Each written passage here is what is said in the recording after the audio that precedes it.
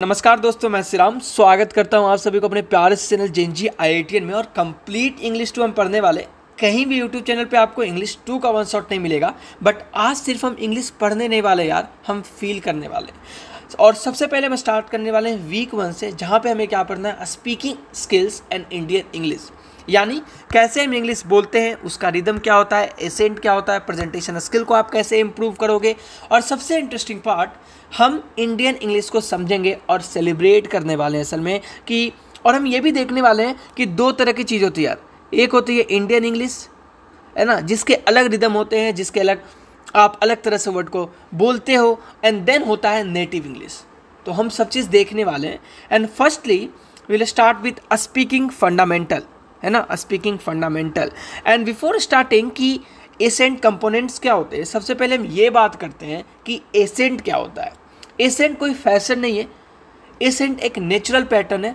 हर language का अपना rhythm होता है, ठीक है। मतलब जब एक बंदा बिहार से बोल रहा होगा तो उसका एक बिहारी एसेंट आएगा। वहीं पे सेम अगर मैं इंग्लिश बोलूँ तो देयर विल बी एसेंट जो कि मेरे बैकग्राउंड आइडेंटिटी को बता रहा होगा। तो accent is a style, is a natural pattern जो कि बाय बर्थ आपको मिलता है from location. I was coming to Tamil Nadu, और मैं जब मेट्रो में था तो आई थिंक 6 ईयर ओल्ड था बच्चा, and coming from metro, airport से वो स्टूडेंट आ रहा था। I was shocked with the ascent of English. फिर मैंने जब पूछा, बात किया, तो ही वॉज इन US। तब मुझे समझ में आ गया कि एक साउथ या एक इंडिया के स्टूडेंट का जो एसेंट होने वाला, और एक जो US में बच्चा जो पला है, US में जो बच्चा जन्म लिया है, उसका जो इंग्लिश एसेंट होगा that will be different. So accent is a natural pattern, और हर लैंग्वेज, हर बैकग्राउंड का अपना एक आइडेंटिटी होता है, अपना एक रिदम होता है। और इंग्लिश बोलते वक्त आपको क्या ध्यान रखना चाहिए उसके बारे में देखते हैं। तो सबसे पहले हमारे पास आता है टेम्पो ऑफ स्पीच। टेम्पो का मतलब क्या है, हम कितनी फास्ट या स्लो बोलते हैं। उसके बाद पॉज, यानी कि कहाँ रुकना चाहिए, कितना रुकना चाहिए। सेमीकॉलन में आप कुछ और रुकेंगे, फुल स्टॉप में आपको कुछ और दिखाना है, तो ये पॉज का मतलब होता है। Then vowel length, vowel length का मतलब यार लॉन्ग या शॉर्ट, क्योंकि अल्टीमेटली अगर बोलूँ तो हम आगे पढ़ने वाले कि हम लोग इंग्लिश कैसे बोलते हैं, उसमें मैं बताऊंगा कि लेंथ ऑफ वोवेल्स का मतलब साउंड के बारे में बात करेंगे कि किसी चीज़ पे हम ज़्यादा जोर देते हैं तो लॉन्ग साउंड आता है, कभी हम शॉर्ट साउंड, कभी हम जोर नहीं देते हैं, स्किप करते हैं किसी को, तो हम क्या बोलते हैं, शॉर्ट साउंड बोलते हैं। और वेराइटीज़ ऑफ कॉन्स्टेंट साउंड, इसका मतलब क्या है यार, जो एक लैंग्वेज को यूनिक बनाता हो। आप बोलोगे भैया कुछ एग्जाम्पल दो, रिलेटेबल एग्जाम्पल दो। देखो यार, आप कॉफ़ी शॉप में हो तो आप क्या बोलोगे, आप बोलोगे I am going to the market, is not, I am going to market. अब इंडियन वे में हम हर शब्द पे इक्वल स्ट्रेस देते हैं, I am going to market. But अगर मैं नेटिव इंग्लिश स्पीकिंग की बोलूँ तो नेटिव इंग्लिश स्पीकर्स कैसे बोलते हैं, वो बोलेंगे I am going to market. तो यहाँ पर एक रिदम मिलने वाला है, एक म्यूजिकल फ्लो मिलने वाला है। आपको हर एक वर्ड पे इक्वल स्ट्रेस नहीं मिलेगा जब आप एक इंग्लिश स्पीकर को देखोगे, है ना। इसी कारण कितनी बार आप US या UK एसेंट को नहीं समझ पाते हो। कारण क्या होता है, कारण होता है उनका बोलने का तरीका, समझ रहे हो, क्योंकि उनका एसेंट अलग है, वहाँ पे रिदम अलग है। तो I think I will not, इसको मैं ज़्यादा एक्सप्लेन नहीं करूँगा, ठीक है, but I think it's understandable for you, ठीक है। अगला चीज़ हमारे पास आता है अंडरस्टैंडिंग रिदम। रिदम का मतलब होता है स्पीच का बीट। जैसे गाने का बीट होता है ना, उसी तरह जैसे गाने में ताल होता है, वैसे बोलने में ही रिदम होता है। एक बिहारी एक बिहार वाला बिहारी एसेंट में बोलेगा, एक महाराष्ट्र का लोग मराठी स्टाइल में बोलेगा, एक बंगाल का लोग अपने बंगाली स्टाइल में बोलेगा। There will be a rhythm जो कि उसके आइडेंटिटी को बता रहा हो, समझ रहे हो। एक पॉज ग्रुप में लिमिटेड सिलेबल्स होते हैं। अगर रिदम नहीं है तो स्पीच मशीन जैसी लगती है ना, बोरिंग और फ्लैट। बट अल्टीमेटली एक स्पीच को आप इंगेजिंग कैसे बनाते हो, एक स्पीच को आप इंगेजिंग बनाते हो, कैसे इंगेजिंग बनाते हो, रिदम से, समझ रहे हो। इसी कारण कभी कभी आप देखो, I am not a political person, but अगर मैं बोलूँ कि बहुत लोग बोलते हैं कि Narendra Modi is one of the best political orator, क्या आप बता सकते हैं क्यों? क्योंकि उनके पास रिदम है ना। स्पीच में आपको एक रिदम फॉलो करना पड़ता है। इसीलिए जब आप देखते होगे आर्मी पर्सन का, तो आर्मी पर्सन जब बोलते हैं उनके में, जब आप देखते हो कुछ भी इंटरव्यूज वगैरह, with the confidence, with the rhythm, with the accent वो बोलते हैं, वो किसी और के पास नहीं होता है। तो अल्टीमेटली रिदम बैकबोन है किसी भी स्पीच को इंगेजिंग बनाने या ना बनाने पे, इसी पे डिपेंड करता है, ये याद रखना, ठीक है। Now if I talk about rhythm की एग्जाम्पल, तो वी हैव पोएट्री में रिदम सबसे ज़्यादा दिखता है, like not enjoyment and not sorrow is our destined end or way, but to act that is tomorrow find us farther than today. तो यहाँ पर पैटर्न क्या फॉलो कर रहा है? स्ट्रेस और अनस्ट्रेस पैटर्न से म्यूजिक बन गया। अब बोलने में भी यही काम करना है, बोलने में भी यही काम करना है। बोलोगे भैया कुछ समझ नहीं आ रहा है, देखो मैं आपको आइडिया देता हूँ असल में होने क्या वाला है। चलो एक फन एक्टिविटी करते हैं। आप बोलो तुम हाँ, मैं भी हाँ, तो बॉलीवुड स्टाइल हो गया ये। अब बोलो are you coming, I am coming to, ये इंग्लिश स्टाइल हो गया आपका। Feel the difference. हिंदी में तुम हाँ मैं भी हाँ, तुम हाँ मैं भी हाँ, यहाँ पर आपको इक्वल स्ट्रेस दिख रहा होगा। But if I talk about English, are you coming, are you coming, I am coming to, I am coming to, तो यहाँ पर आई एम वीक है और कमिंग स्ट्रांग है। तो इंग्लिश में हम स्ट्रांग वीक पैटर्न को फॉलो करते हैं, बट अगर मैं अपने इंडियन इंग्लिश को बोलूँ तो यहाँ पर हम इक्वल स्ट्रेस देते हैं, तुम हाँ मैं भी हाँ। समझ रहे हो? तो आई थिंक क्लियर होगा कि कैसे रिदम एक इंग्लिश स्पीच को इंगेजिंग बनाता है, ठीक है। नाउ अब हमारे पास है लॉन्ग वोवेल्स एंड रिदम। यार सबसे पहले देखते हैं, अगर मैं बात करता हूँ अपने इंग्लिश में, तो वोवेल्स क्या होते हैं यार? वोवेल्स होते हैं इंग्लिश के सुर, वॉइस। तो लॉन्ग वोवेल्स रिदम बनाते हैं, और टोटल अगर मैं बोलूँ तो 20 वोवेल साउंड्स हैं हमारे पास इंग्लिश में। एक सेकेंड यार, मेरा पेन थोड़ा सा, हाँ, 20 वोवेल साउंड्स हैं हमारे पास इंग्लिश में, जिसमें 12 लॉन्ग होते हैं, है ना। और ये क्या करते हैं? ये रिदम को बनाते हैं। आप कैसे पढ़ते हो? See tree, car father, show low, two blue. Now the problem with Indian English speaking, कभी कभी आप ये देख सकते हो, हम सिप और सीप दोनों को सेम बोल देते हैं। कैच एंड काट दोनों को लगभग सेम लगता है। अगर आप प्रैक्टिस करना चाहते हो तो मेरे पास एक प्रैक्टिस है, सी सेल्स, सी सेल्स, इसको पढ़कर देखना। मैं आपको एक प्रैक्टिस देता हूं, चलो।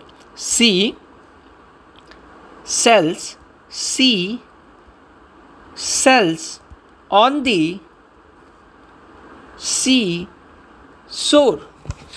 सी सेल्स, सी सेल्स, ये क्या है? ये बेचने वाला है, और ये क्या है यार? जो आपको सेल्स मिलता है ना, ऑन दी सी शोर। तो आप समझ रहे होंगे कि there is a confusion in Indian English speaking.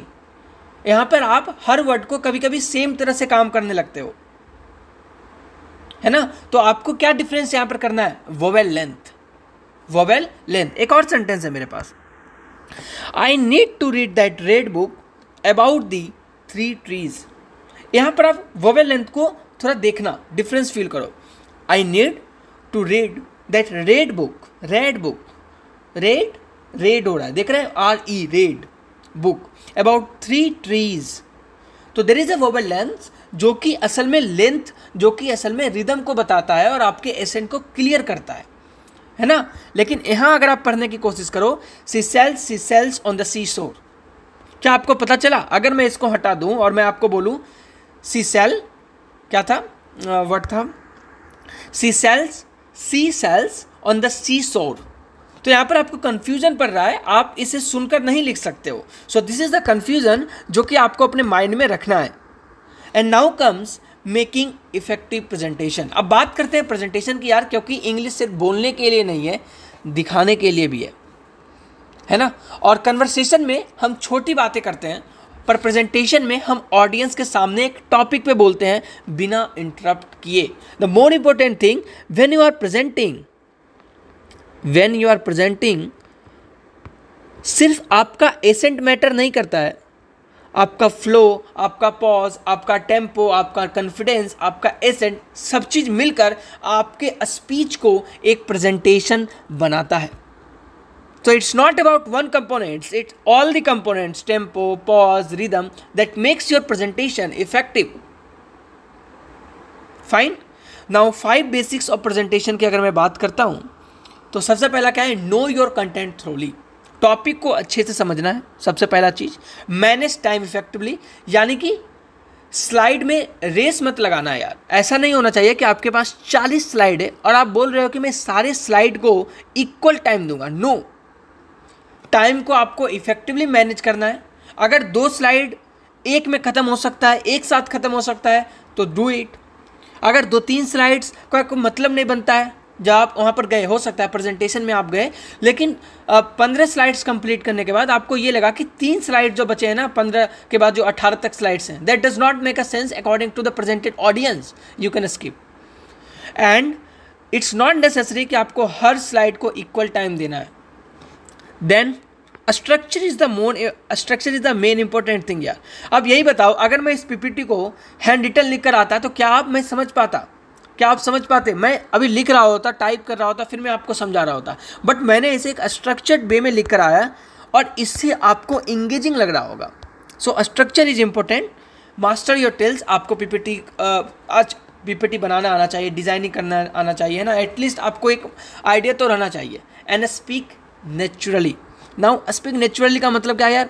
Slow and clearly. It's important. अगर मैं बोलूँ तो this is the important thing. Now अगर हम बात करते हैं कॉमन इंडियन हैबिट्स, हम ऑफन बोलते हैं एक्चुअली, बेसिकली, ये सब क्या है यार? ये फिलर वर्ड्स हैं. फिलर वर्ड्स क्या होते हैं? जो कि 2 सेंटेंसेस के बीच में हम यूज करते हैं. हमने बोला okay, so I am presenting this, so basically what does it mean. तो यहाँ पर बेसिकली हम यूज कर रहे हैं, it's like a filler word. Filler words क्या होते हैं? अब फिलर वर्ड्स क्या होता है? फिलर वर्ड्स वो होता है जब आपको फिलर वर्ड्स ये बता रहा होता है कि आपको यहाँ पर कुछ नहीं पता था, आपको अच्छे से, आपने प्रेजेंटेशन इफेक्टिव नहीं बोला है, इस कारण आप इसको यूज कर रहे हो.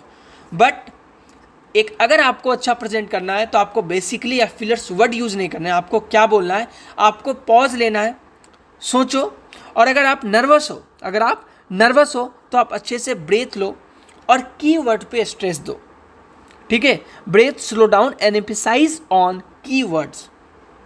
Great opening line. Let's say you are present, so कौन सा आपका एक अच्छा माना जाता है यार कि this is the best, one of the best lines जिससे ऑडिटर अपने प्रेजेंटेशन को स्टार्ट करते हैं.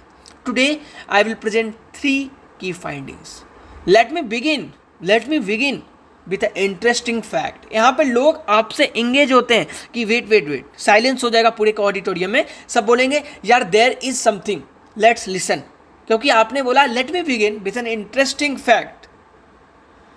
सो इन दिस वीडियो अगर मैं स्टार्ट करता हूँ, let me begin with an interesting fact, you are not going to pass exam if you are not going to study. तो जब मैं इस तरह से स्टार्ट करता हूँ तो आप पूरे के पूरे ऑडियंस के अटेंशन को अपने तरफ कैप्चर करते हो. Have you ever wondered why? ये ऑडियंस में क्वेश्चन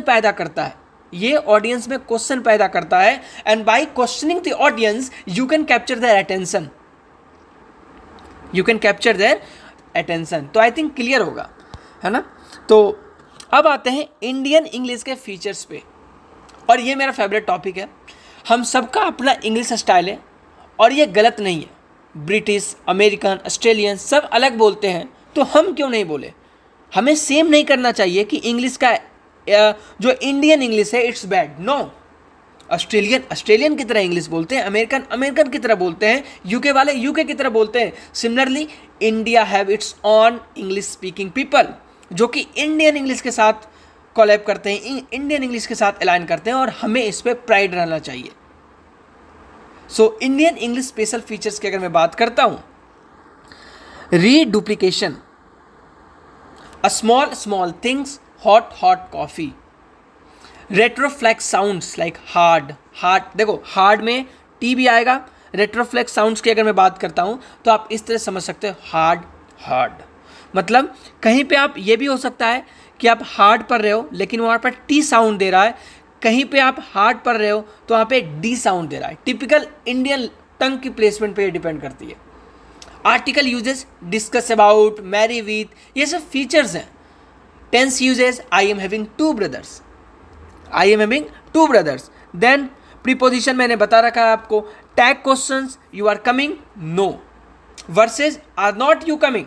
देखो हम लोग क्या यूज करते हैं, हम लोग यू आर कमिंग, नो, हम समझ रहे हो ना।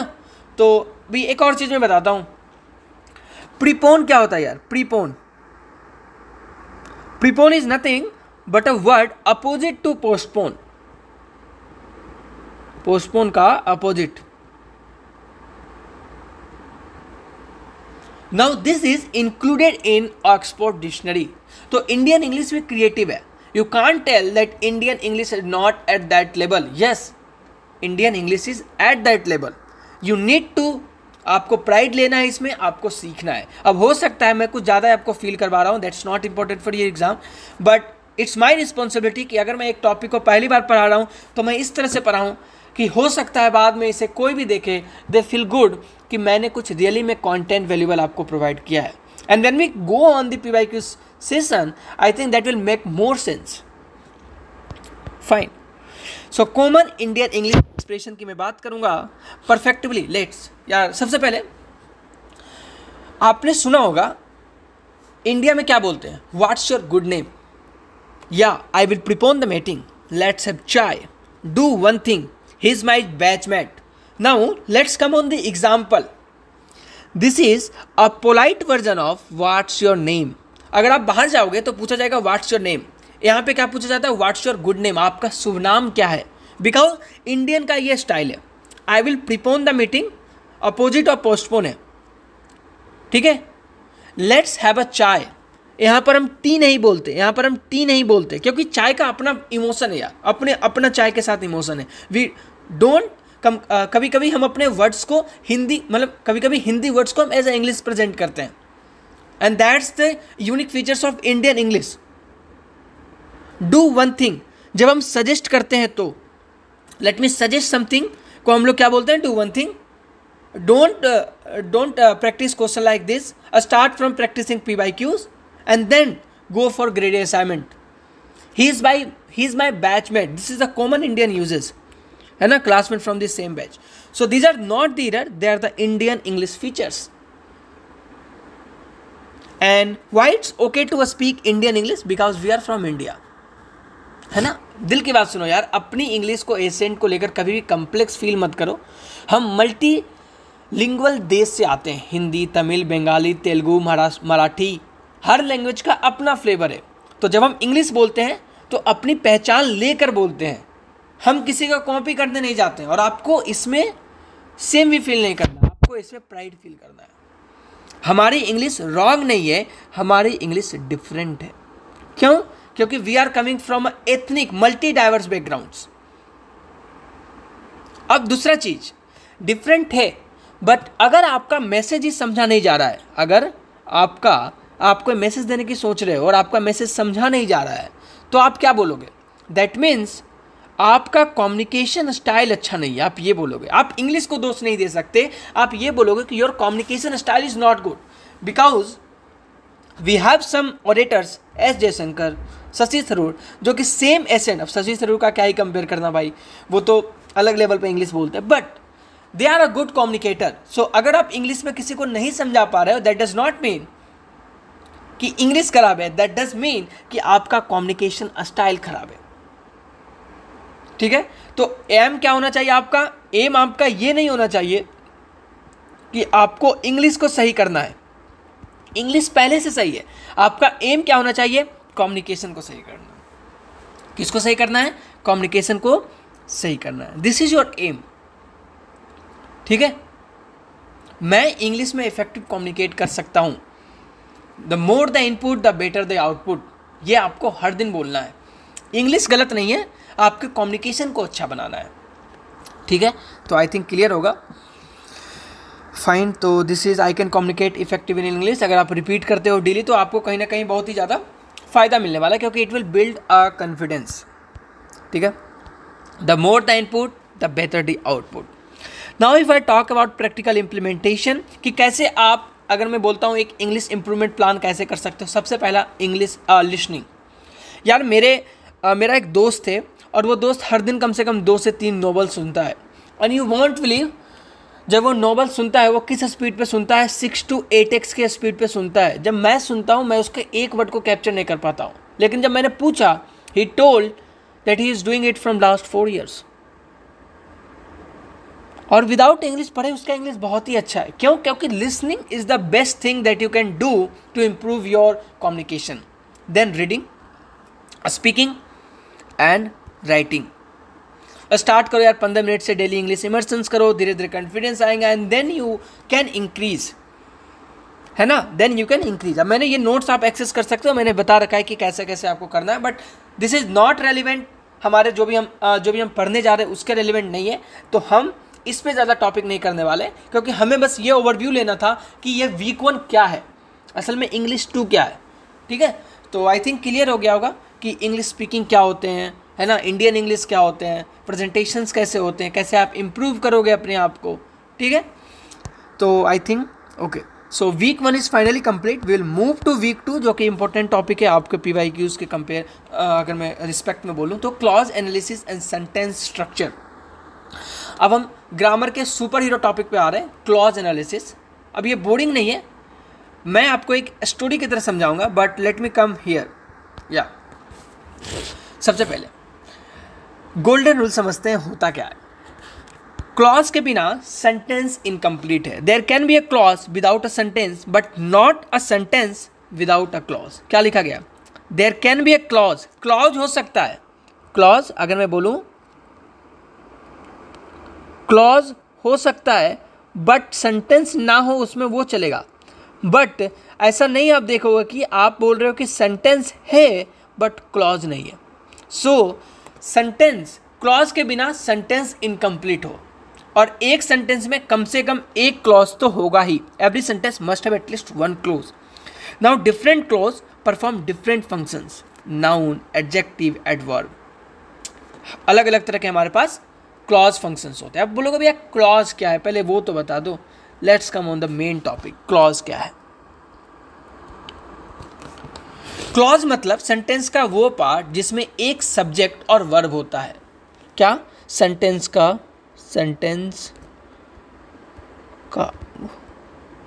वो पार्ट जिसमें एक सब्जेक्ट और वर्ब होता है, और जो आपको एक कंप्लीट आइडिया देता है असल में, है ना। तो असल में क्लॉज का एक कोई डिफिनीशन नहीं है। Clause is like a properties, clause is like a properties. Let's have an example. I think example मैंने इंक्लूड किया होगा। क्लॉज फंक्शंस पढ़ने से पहले थोड़ा एग्जाम्पल देंगे। हाँ, वाक्य का वो हिस्सा जो अपने आप में कंप्लीट सेंस दे, उसी को क्लॉज कहते हैं। समझ रहे हो? एक ऐसा हिस्सा जो कि खुद में पूरे के पूरे सेंटेंस को कंप्लीट सेंस दे रहा हो। जैसे मैं स्कूल जाता हूं, ये क्लॉज है। समझ रहे हो? मैं स्कूल जाता हूं, ये कंप्लीट सेंटेंस है, ये एक सिंपल क्लॉज है। नाउ जब मैं स्कूल जाता हूं तब मैं पढ़ता हूं, 2 क्लॉज है। क्यों?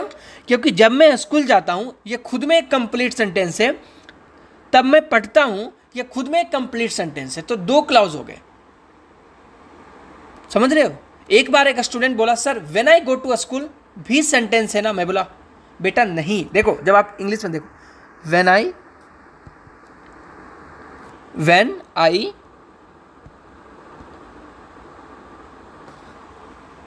गो to school, it's not a complete sentence. एक second, it's not a complete sentence. तो आप ये नहीं बोल सकते कि ये कंप्लीट सेंटेंस है, ये कंप्लीट सेंटेंस है। नहीं, ये एक क्लॉज है जो कि खुद में एक कंप्लीट सेंस दे रहा है। ये एक क्लॉज है जो कि खुद में एक कंप्लीट सेंस दे रहा है। तो it's not a sentence, it's a clause. वो इनकम्प्लीट है क्योंकि क्लोज है, पर सेंटेंस नहीं। सेंटेंस तभी बनता है, सेंटेंस कब बनेगा? जब आपका आइडिया कंप्लीट हो जाए। Like when I go to school, तो इट्स एन आइडिया कि जब मैं स्कूल जाता हूँ तो क्या करते हो, तो मैं पढ़ता हूँ, तो मैं खेलता हूँ। तो जब आपका आइडिया कंप्लीट होगा तब आप बोलोगे कि आपका सेंटेंस कंप्लीट हो गया। हियर जब आप इसको पढ़ते हो, जब मैं स्कूल जाता हूँ, it's giving you a sense कि it's a complete but it's a clause. क्यों? क्योंकि आपका आइडिया यहाँ पर नहीं हुआ है। नाउ टाइप्स ऑफ क्लॉज, ठीक है। तो टाइप्स ऑफ क्लॉज में हमारे पास नाउन क्लॉज आते हैं, एडजेक्टिवल क्लॉज आते हैं, एडवर्बियल क्लॉज आते हैं। Now if I talk about noun clause, तो ये नाउन की तरह एक्ट करेगा, सब्जेक्ट या ऑब्जेक्ट बन सकता है, ठीक है। लाइक दैट्स ही विल कम, अगर मैं आपको एग्जांपल आगे होगा, कैन बी सब्जेक्ट और object of the verb. Adjectival क्या करेगा यार? नाउन को, जैसे एडजेक्टिव काम करता है, नाउन को क्वालिफाई करने वाले, नाउन की विशेषता बतलाने वाला है। Adverbial clause shows reason, time, condition. मतलब व्हेन द बेल रिंग्स, अगर मैं एक एग्जांपल यहीं पे देता हूं इसका, व्हेन, ये रीजन बताएगा। When the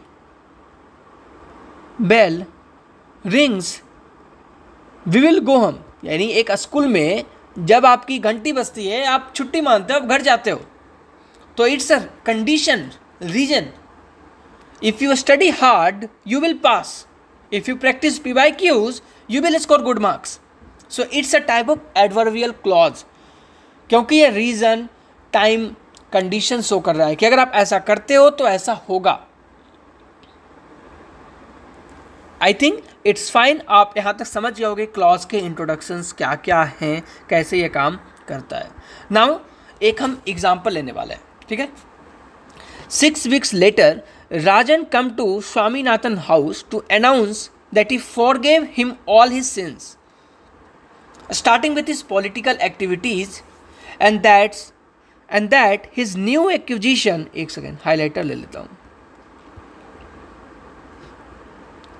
and his new acquisition, the board high school air rifle, was to be shared with him. अब देखते हैं, ब्रेक डाउन करने की कोशिश करते हैं। इंडिपेंडेंट क्लॉज कौन सा होने वाला है? जो कि खुद में एक सेंस दे रहा होगा।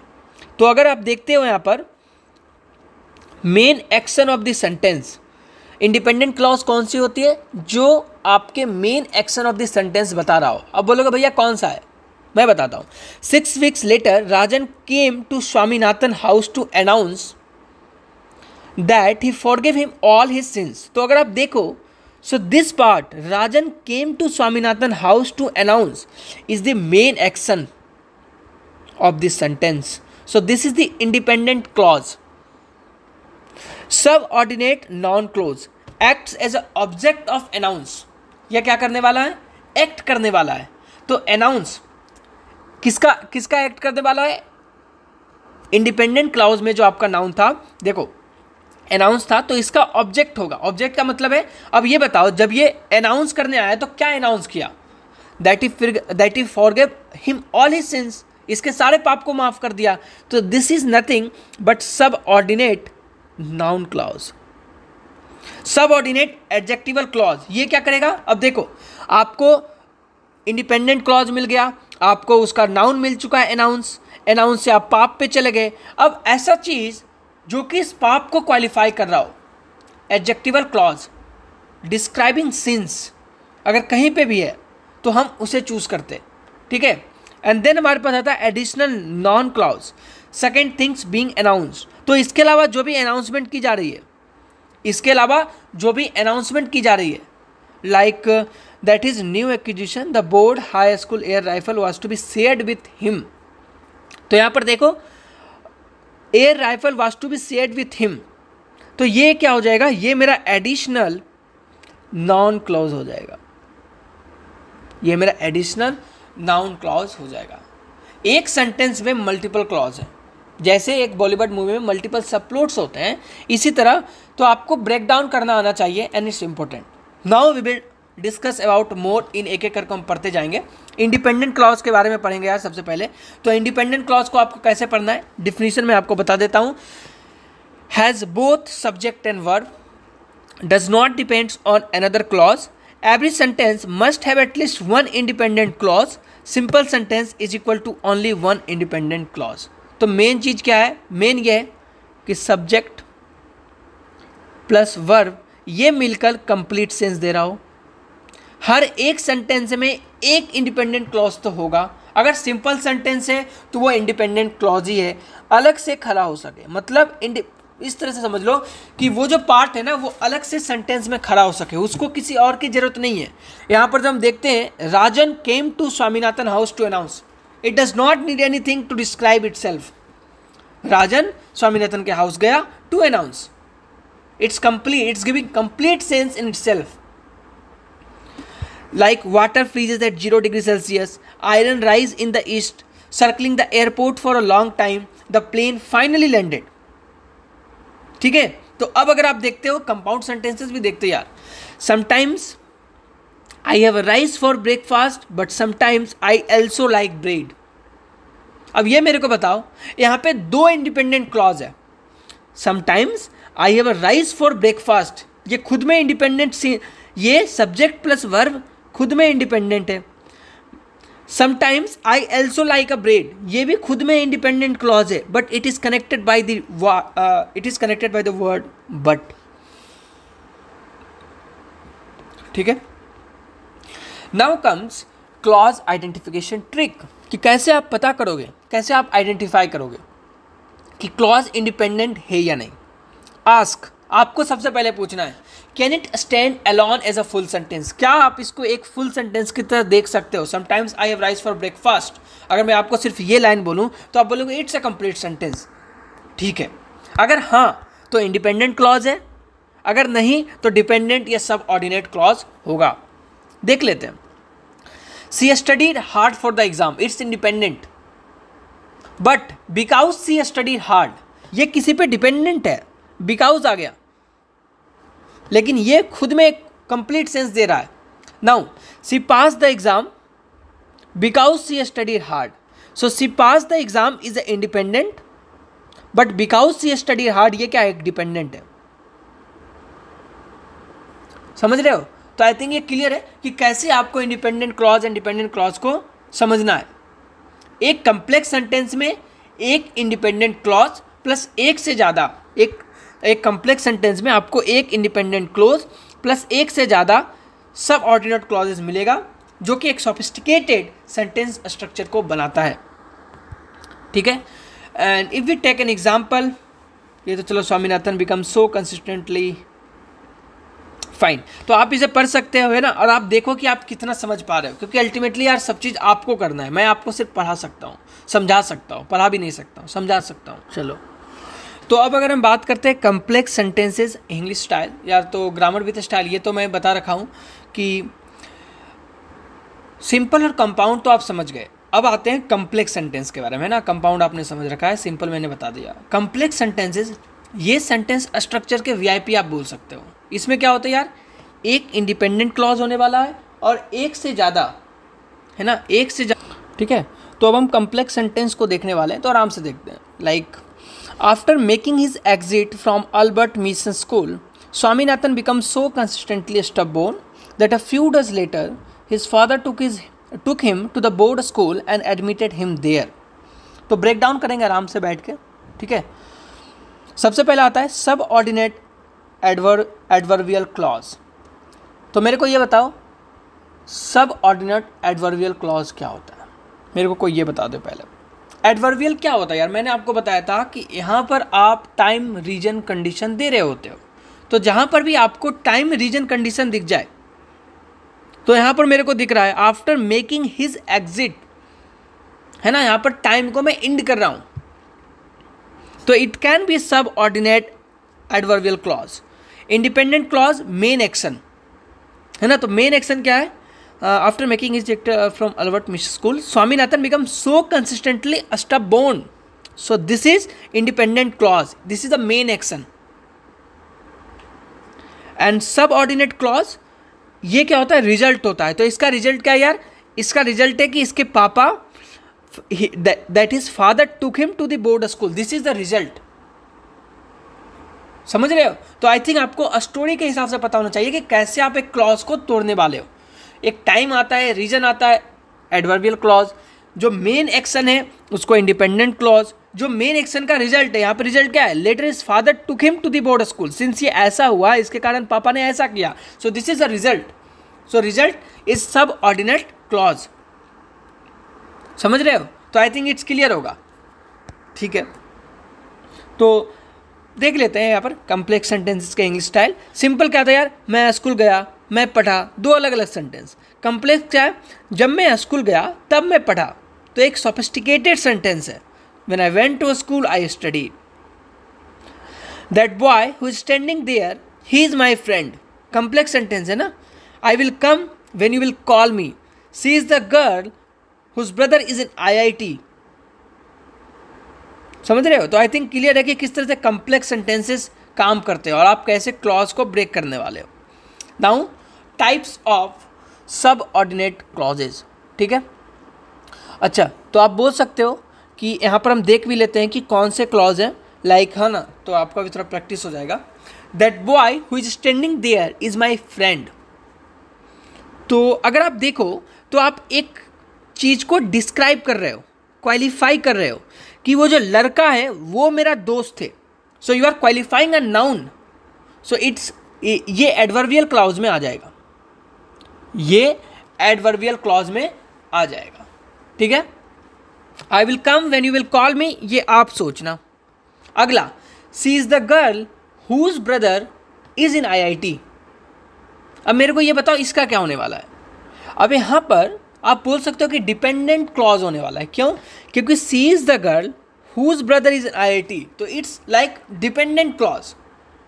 एक चीज़ याद रखना कि कम्प्लेक्स सेंटेंस बनाना बहुत ही ईजी है, बस आपको दो वर्ड को ज्वाइन करना होता है using when, if, because, who, that, this, those.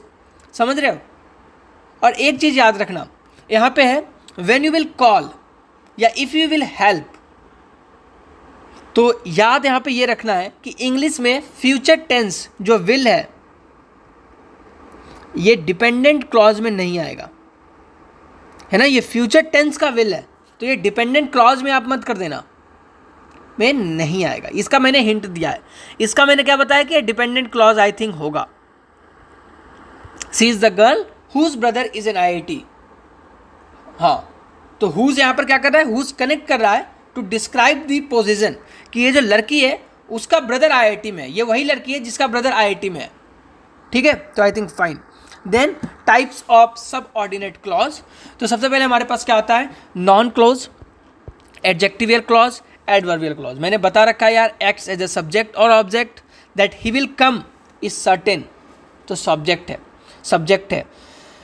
I know what you want, it's object, ठीक है। तो ये सब प्रैक्टिस से ही समझ पाओगे अल्टीमेटली, है ना, कि अगर आपने देखा है, अगर आपने समझा है, तो you can easily capture.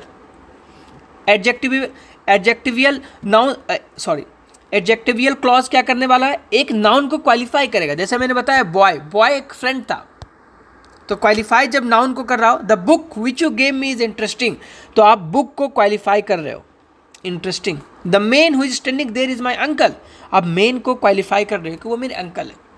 Now adverbial clause shows reason, time and condition. When the bell rings, we will go home. Time. If you study hard, you will pass. Condition. Because it was raining, we stayed home. तो I think आप यहाँ से भी समझ सकते हो कि अगर आपके पास बिकॉज आ रहा हो तो रीजन वाला एडवर्बियल क्लॉज होगा, अगर if you study hard you will पास तो कंडीशन वाला क्लॉज होने वाला है ना। आई थिंक क्लियर हो रहा होगा, अब जाकर क्लियर होगा। When the bell rings we will go home, तो टाइम वाला एडवर्बियल क्लॉज है। अगर आपका क्वालिफाई कर रहे हो तो एडजेक्टिवियल है। थोड़ा सा नाउन क्लॉज को पहचानने में दिक्कत लगेगा, लेकिन जब हम PYQ यूज़ करेंगे तो आई थिंक उसमें भी क्लियर हो जाएगा। बट नो इशू, हम यहाँ पर भी नाउन क्लॉज को अच्छे से पढ़ने वाले। Noun clause as a subject, एक second. That the pandemic would disappear was believed last year by everyone. The entire red part act as a subject of was believed. बोलोगा क्या भैया, क्या नहीं समझ में आ रहा है? बोलूँगा ठीक है, आराम से देखते हैं ये है क्या। अब हम देखने वाले सब्जेक्ट के लिए, ठीक है।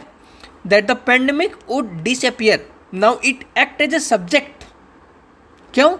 वाज बिलीव्ड किस पे डिपेंड कर रहा है? Was believed last year by everyone. क्या बिलीव किया आपने कि पेंडेमिक खत्म हो जाएगा? So it is considered as subject of was believed. Now noun clause as object. अगर बात करते हैं तो he still believe that his Albert mission was his best. Blue part is object of verb believed. तो आपको ये पता होना चाहिए कि कैसे आप एक चीज़ों का सब्जेक्ट निकालोगे और एक वर्ब का, है ना, एक वर्ब का कैसे आप सब्जेक्ट निकालोगे, एक वर्ब का कैसे आप ऑब्जेक्ट डिफाइन करोगे, ये आपको पता होना चाहिए। ठीक है। सिमिलरली एडजेक्टिवल क्लॉज मैंने बता रखा है कि यार आप क्या करते हो, यहाँ पर सिंपली आप क्वालिफाई करते हो। क्या करते हो? क्वालिफाई करते हो। तो by 8 he was at his desk in a room which was only a corner in his father's dressing room. Swaminathan was gazing on his face which seemed so lame at a close quarter. It was taken by D. Pillai, who had earned a name in the school for kindness and good behavior. There were moments in that brought stirring pictures before one. All colored part describe qualify the noun just before them. तो आपको ये देखना है सबसे पहले कि कौन उसमें नाउन आ रहा है, और अगर आप ये नहीं समझ पा रहे कि कौन से नाउन पे देखना है तो आप ये देख लो कि कौन से चीज़ को हम क्वालिफाई कर रहे हैं और उसके रिलेटेड नाउन यहाँ पे प्रेजेंट है। आप ये भी देख सकते हो, कॉम्बिनेशन पे देखो। ठीक है। Like we seem so lame at close quarter, तो साफ पता चल रहा है कि Swaminathan was grazing on his face, तो इसको क्वालिफाई किया गया, इसको क्वालिफाई किया गया। ठीक है। तो आई थिंक इट्स क्लियर कि कैसे ये काम कर रहा है। फाइन। तो सेंटेंस स्ट्रक्चर की अगर बात करते हैं यार, तो सब्जेक्ट प्लस प्रिडिक्ट होता है। अगर प्रिडिक्ट की बात करते हैं तो इसके अंदर वर्ब आते हैं, ऑब्जेक्ट आता है, एडजंक्ट आता है, एडवर्ब आता है। Verb can be transitive, needs object, और इनट्रांजिटिव जिसको ऑब्जेक्ट ना नीड हो। ठीक है। तो आप क्या बोल सकते हो इंग्लिश में वर्ड का ऑर्डर कैसे रहने वाला, अरेंजमेंट ऑर्डर होनी चाहिए। इसी के बेस पे आप जो सेंटेंस बनाते हो वो इसी के बेसिस पे बनाते हो कि सब्जेक्ट आना चाहिए, फिर वर्ब आएगा, फिर ऑब्जेक्ट आएगा, फिर एडवर्ब आएगा। जॉन लव्स मैरी, ये क्या है? सब्जेक्ट। ये क्या है? वर्ब। ये क्या है? ऑब्जेक्ट, है ना। ये इसका ऑब्जेक्ट है और लव का सब्जेक्ट ये है। आप इस तरह से समझो, जॉन प्यार करता है, किसको प्यार करता है? मैरी को प्यार करता है। तो प्यार करने का सब्जेक्ट जॉन है और मैरी क्या है? Mary is object. John like pizza with his friends, तो यहाँ पर क्या है? पिज्जा मेरा ऑब्जेक्ट बन गया, विथ हिज फ्रेंड एडजंक्ट बन गया।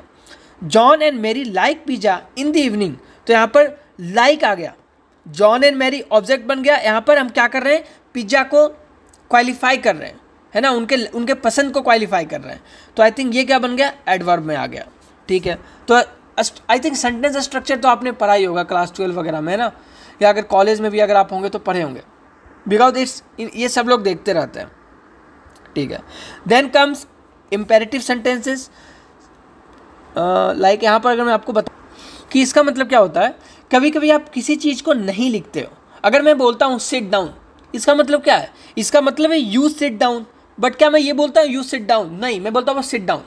मैम आपकी बात बोलती है अगर आप क्लास में, तो कम हियर। मैम ने कभी ये नहीं बोला यू कम हियर। यू यहाँ पर क्या है? हिडन है, बट वो उसके सब्जेक्ट को बखान कर रहा है। So this type of subject, this type of sentence are known as imperative sentence. Commands कहते हैं इसको। बेसिकली जितने भी कमांड्स होते हैं वो इम्पेरेटिव सेंटेंस होते हैं। और यहाँ पर क्या होता है यार, यहाँ पर आपका जो सब्जेक्ट होने वाला है, यहाँ पर आपका जो सब्जेक्ट होने वाला है वो छुपा रहता है। वो क्या होता है? छुपा रहता है। ठीक है। यहाँ आओ, आप ये नहीं बोलते तुम यहाँ आओ, कम हियर, ये नहीं बोलते यू कम हियर। तो आप समझ गए कि इम्पेरेटिव सेंटेंस जितने भी कमांड्स होते हैं वो इम्पेरेटिव सेंटेंसेज होते हैं। यहाँ पर आपको सब्जेक्ट जो होता है वो अंडरस्टूड होता है, स्टेट नहीं करते हो आप, डिफाइन नहीं करते हो, आप लिखते नहीं हो। ठीक है। Now comes complements versus adjunct. तो एक एग्जांपल लेते हैं। ठीक है। एक एग्जांपल लेते हैं और इसके लिए ना एग्जांपल मैं कुकिंग का लूँगा। किसका लूँगा? कुकिंग का। ग्रामर को हम कुकिंग के एग्जांपल समझते हैं। तो सेंटेंस बनाना मेरा क्या होने वाला है? जैसे हम क्या बनाते हैं, जैसे लेट्स से हम हलवा बना रहे हैं, तो हलवा बनाना मेरा क्या है? रेसिपी है। तो सेंटेंस बनाना लेट्स से कि मेरा रेसिपी है। ठीक है। तो कुछ इंग्रेडिएंट जरूरी होते हैं और कुछ बस एक्स्ट्रा टेस्ट के लिए होते हैं, है ना। कुछ क्या होते हैं जो कि ज़रूरी होते हैं और कुछ एक्स्ट्रा टेस्ट के होते हैं। अगर मैं एक मैगी की बात करता हूँ, एक हलवा की मैं बात करूँ, तो हलवा में आप नॉर्मल आप घी डालते हो, सूजी डालते हो, फिर आप चीनी डालते हो, लेकिन उसके अलावा काजू डाल सकते हो, किशमिश डाल सकते हो ना, आप अलग अलग तरह के कुछ इंग्रेडिएंट डाल सकते हो, जिससे इसका इलायची डाल सकते हो, जिससे इसका टेस्ट अच्छा हो जाता है। तो सिमिलरली एक सेंटेंस में कंप्लीमेंट क्या होते हैं? कंप्लीमेंट होता है ज़रूरी मसाला, है ना, ये ज़रूरी ही है, ये नहीं डाला तो भैया सेंटेंस ही नहीं बनेगा। और एडजंक्ट क्या होता है? एडजंक्ट होता है एक्स्ट्रा मसाला, मतलब ये आप इंफॉर्मेशन दे रहे हो एक्स्ट्रा, बट इसका ना होना कोई इफेक्ट नहीं होगा, बट इसका होना आपके फ्लेवर को बढ़ा देगा, आपके फ्लेवर को बढ़ा देगा, आपके सेंटेंस को अच्छा कर देगा। तो कम्प्लीमेंट्स क्या होते हैं? Complements are essential part of the sentence. इसके बिना सेंटेंस क्या होता है? इनकम्प्लीट या अनग्रामेटिकल रहता है। लाइक राजू नीड हेल्प, है ना, तो आप हेल्प को नहीं हटा सकते, आप लिख सकते हो राजू नीड्स, पता ही नहीं राजू को क्या चाहिए। हेल्प एक जरूरी पार्ट है। रीमा ईट्स आफ्टर डिनर, यहाँ पे आफ्टर डिनर एक रिक्वायर्ड पार्ट है। नाउ एडजंक्ट क्या होता है यार? एडजंक्ट होता है ना, अगर आप ये लिख देते हो रीमा ईट्स, तो रीमा क्या खाती है, कब खाती है, कुछ नहीं पता चल रहा है। राजू नीड्स, राजू को क्या जरूरत है, पता ही नहीं चल रहा है। हेल्प की जरूरत है कि पैसों की जरूरत है कि टाइम की जरूरत है, कुछ नहीं पता चल रहा है। एडजंक्ट क्या होते हैं?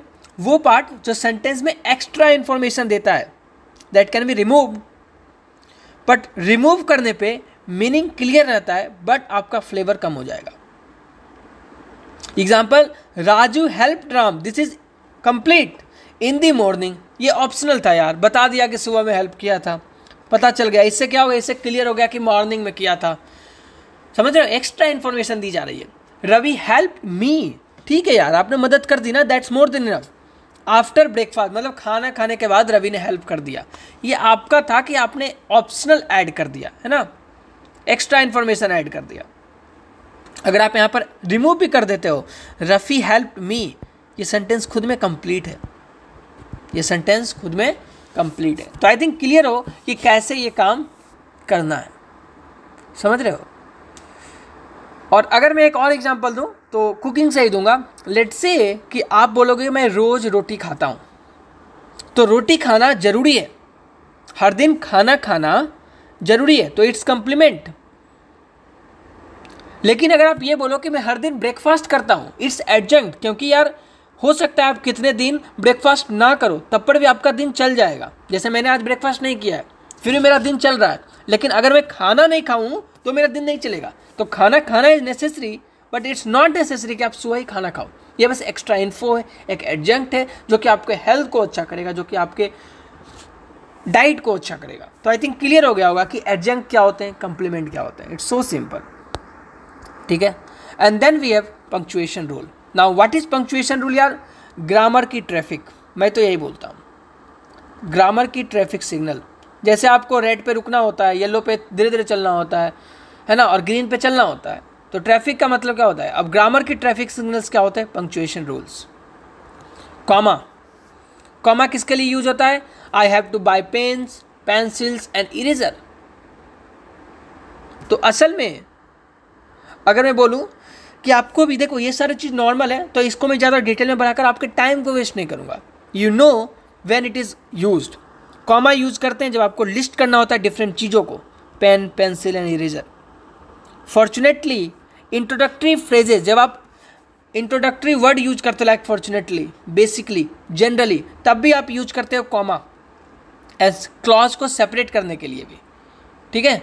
सो when he arrived we started the meeting. यहाँ से आपको ये समझ में आ रहा है कि ये खुद में कंप्लीट हो गया, अगला चीज़ अलग हो। अब याद रखना, टू मेनी कॉमास भी प्रॉब्लम होती है। जैसे आप हर टर्न पे ट्रैफिक लाइट नहीं लगा सकते, सिमिलरली आप हर वर्ड के बाद कॉमा नहीं लगा सकते। नाउ सेमी कॉलन क्या होता है? सेमी कॉलन यूज किया जाता है रिलेटेड सेंटेंस को लिंक करने के लिए या कंजंक्टिव एडवर्ब्स को लिंक करने के लिए। So I went to see the Jumbo Circus with my kids. तो मैं यहाँ पर लिख देता हूँ किसके लिए यूज करते हैं? रिलेटेड सेंटेंस को लिंक करने के लिए। अच्छा, यहाँ पर लिखा है कि रिलेटेड सेंटेंस को लिंक करने के लिए and with conjunctive adverbs. She studied hard therefore she passed. समझ रहे हो? कॉलन लिस्ट को इंट्रोड्यूस करने के लिए और एक्सप्लेनेशन के स्टार्ट होने से पहले। ही हैड वन गोल, अब एक्सप्लेन करने वाला हूँ मैं, to win the competition. Apostrophe तो आप जानते ही हो यार कि कॉन्ट्रैक्शंस के लिए, पोजीशन के लिए, ठीक है। एंड देन हमारे पास आता है common punctuation mistakes to avoid. It's versus its colour is red, ये क्या है? Positive. It's been a long day, इसका मतलब क्या है? इट हैज़, दोनों सही है। The dog wag its tail, यहाँ पे क्या होना चाहिए था, यहाँ पे इट्स टेल होगा। तो जब आप बता रहे हो इट हैज़, इट इज़, तो आप ये लगाओ, बट आपको ये बताना है कि इसका, तो आप इट्स लगाओ, है ना। तो याद रखना है आपको। ये सब कैसे पता चलेगा, नॉर्मल यार, आई थिंक ये आपको बताने की जरूरत नहीं है, यू नो, ऑलरेडी नो, ठीक है। So now comes the week 2 practice exercise. चलो यार, तो अब आइडेंटिफाई करते हैं। Clause identification, identify independent and subordinate clause. So independent क्या होता है, main action, and subordinate क्या होता है, उसका रिजल्ट। So when the teacher enter the class, when the teacher enter the class all students stood up. तो main action क्या है, मेन एक्शन ये है, तो ये मेरा क्या बन जाएगा, ये मेरा बन जाएगा इंडिपेंडेंट क्लॉज, है ना, कि सारे स्टूडेंट्स खड़े हो गए। ये क्या है, ये एक्शन है, मेन एक्शन है। और ये किसके कारण हुआ, ये हुआ डिपेंडेंट क्लॉज के कारण, क्योंकि when the teacher enter the class, ये एक टाइम क्लॉज है। ये क्या है, एक टाइम क्लॉज है, कि जब वो आए, तो जब आ रहा है ना, जब का मतलब क्या होता है, टाइम, जब आप आए, तो टाइम का एक टाइम क्लॉज दे रहा है। I know that you are telling the truth, यहाँ पर I know that you are telling the truth, तो यहाँ पर अगर हम करने के सो आई नो, देखो दो चीज़ है, you are telling the truth, I know, मैं जानता हूँ, this is independent clause. And ये किस पे डिपेंड कर रहा है, ये डिपेंड कर रहा है you are telling the truth, तो यहाँ पर ये नाउन क्लोज बनने वाला है, सब ऑर्डिनेट नाउन क्लोज बनने वाला है। The book that you gave me is very interesting, साफ पता चल रहा है यार कि the book is very interesting, है ना। द बुक इज़, एक सेकंड रुकना, हाँ ये देखो मैं यहाँ पर समझ गया हूँ, अब आप ये चूज़ करो। ये साफ पता चल रहा है कि यहाँ पर एडवर्बियल क्लॉज तो आएगा ही, है ना, और बुक को क्वालिफाई कर रहा है, तो आपको चूज़ करना है कि आप कैसे चूज़ करने वाले हो, ठीक है।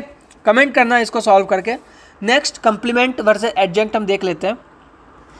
Identify whether the underline parts are complements और एडजंक्ट, ठीक है। She read books every evening, ठीक है, तो बुक्स क्या है यार, एसेंशियल है, तो कंप्लीमेंट्स हो गया। एडजंक्ट क्या है, इवनिंग है। दे प्ले क्रिकेट, क्रिकेट क्या हो जाएगा, कंप्लीमेंट। ग्राउंड क्या होगा, adjunct. I need your help, your help क्या है, जरूरी है यार, तो ये क्या हो जाएगा, कंप्लीमेंट। और इमीडिएटली ये एडजंक्ट हो जाएगा, ये क्या हो जाएगा, एडजंक्ट। ये अर्जेंसी को जनरेट करने के लिए था, ठीक है। पंक्चुएशन करेक्शन आना चाहिए। आई लाइक एप्पल्स, तो एप्पल्स के बाद लिस्ट आइटम्स करने के लिए हम क्या यूज करते हैं, हम कॉमा यूज करते हैं, तो I like apples, orange and bananas, फिर फुल स्टॉप यूज करना, याद रखना। It's a beautiful day, let's go out. It's a beautiful day, आप क्या बोलते हो, इसका ब्यूटीफुल डे है, नहीं, it is a beautiful day. तो अगर इट इज़ यूज करना है तो आप इट के साथ एपोस्ट्रॉफ यूज करोगे, ब्यूटीफुल डे।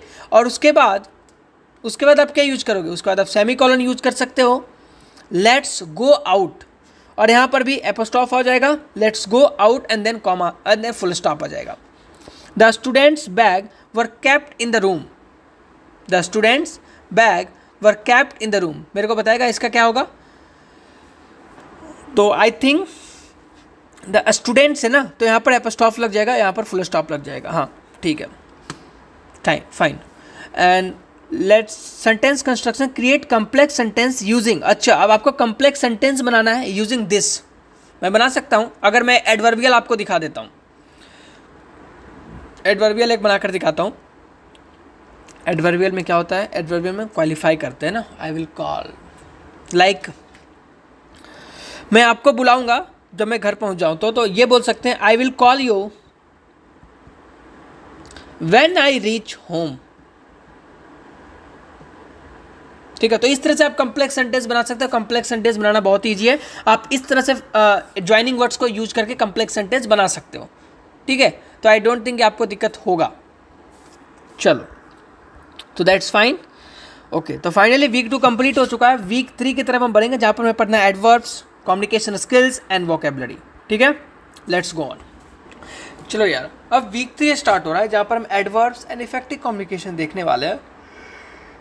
यार ये सारे टॉपिक्स आई थिंक थोड़े थोड़े आपके आ रहे होंगे, तो आप थोड़ा सा आप रिलेट कर पाओगे, है ना। पिछला भी रिलेट कर पा रहे हो, क्योंकि अल्टीमेटली लास्ट तक मैंने बहुत ही अच्छा लेवल पे ला दिया था आई थिंक, ठीक है। तो असल में डायरेक्टली मैं आता हूँ यार कि एडवर्ब क्या होता है, मैं टाइम वेस्ट नहीं करूँगा। एडवर्ब्स वो वर्ड होता है जो किसी भी वर्ब एडजेक्टिव या किसी दूसरे एडवर्ब को डिस्क्राइब करता है ना, क्वालिफाई करता है। अ वर्ड दैट डिस्क्राइब और modifies verb, she sang loudly, noun को कर रहा है कि वो जोर से गाती है। Adjective, he is very tall, तो वेरी क्या है, एक एडवर्ब है। Another adverb, she ran quite fast. Entire sentence, fortunately I had an umbrella. तो एडवर्ब आपको सबको पता है कि एडवर्ब्स क्या होता है। एक चीज याद रखना, एडवर्ब्स कभी भी नाउन को मॉडिफाई नहीं करता। इट्स इंपॉर्टेंट, क्योंकि यहाँ पर बच्चे कंफ्यूज हो जाते हैं जबरदस्ती के ऑप्शंस MSQ को सिलेक्ट करने में। एडवर्ब्स कभी भी नाउन को क्वालिफाई नहीं करेगा, ठीक है, याद रखना। हिंदी में समझाऊं, सुंदर लड़की है ना, ब्यूटीफुल गर्ल, तो ये नाउन को डिस्क्राइब कर रहा है। ये क्या है, एडजेक्टिव। जो नाउन को डिस्क्राइब करता है वो एडजेक्टिव होता है।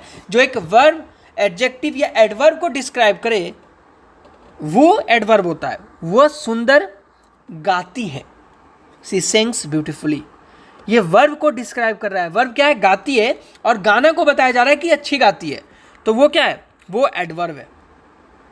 वो क्या है, एडवर्ब है।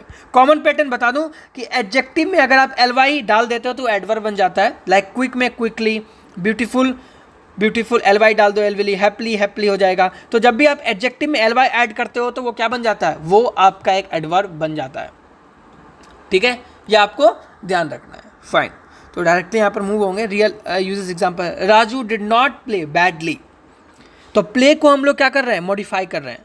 Meena is very pretty, pretty क्या है, प्रिटी एक एडजेक्टिव है, सुंदरता, उसको हम बता रहे हैं कि बहुत। The team finish too quickly, तो क्विकली क्या है, बहुत ही जल्दी, और उसको बताया जा रहा है कि बहुत ही जल्दी। Fortunately Raju recorded Meena's dance, पूरे के पूरे सेंटेंस को मॉडिफाई किया जा रहा है, ठीक है। तो adverb answer how, when, where, how often, but not who और व्हाट। ये इंपॉर्टेंट है कि एडवर्ब ये बताता है कि कब, कैसे, क्यों, हाउ ऑफन, कितना, बट ये नहीं बताएगा क्यों और क्या। क्यों और क्या नहीं बताएगा। हु और व्हाट का कभी आंसर नहीं देगा। How, when, where, how often का आंसर देगा। नाउ इट्स नॉट नेसेसरी, क्योंकि हमारे PYQs में इतना ज़्यादा कॉम्प्लेक्स क्वेश्चन नहीं आने वाला है, ठीक है। नाउ फंक्शंस ऑफ एडवर्ब, ठीक है। और अगर मैं बोलूँ कि 5 मेन टाइप्स ऑफ एडवर्ब, तो मैं यहीं पे लिख देता हूँ, है ना, टेबल में। वैसे मैंने नोट्स में लिख रखा है टाइप, और ये किसको एम्प्लीफाई करेगा। तो एक होता है मैनर, जो कि बता देता है हाउ को। एक होता है प्लेस, जो कि बताएगा आई थिंक वेयर को। एक होगा टाइम, टाइम किसको बताएगा, व्हेन को। एक होगा फ्रीक्वेंसी, फ्रीक्वेंसी किसका बताएगा, हाउ ऑफन को, है ना, देख रहे हो ना, when, time, frequency, how often, degree, how much को, ठीक है। तो इसका क्या हो जाएगा यार, सी sang ब्यूटीफुली, सी sang ब्यूटीफुली। आप बोलोगे इसका मतलब क्या हुआ भैया, देखो समझाता हूँ। सी sang ब्यूटीफुली, अब वो गाना गाती है, लेकिन वो कैसा गाना गाती है, वो बहुत ही सुंदर गाना गाती है। कैसा, हाउ, कैसा गाना गाती है, बहुत ही सुंदर गाती है, तो ये मैनर में आता है।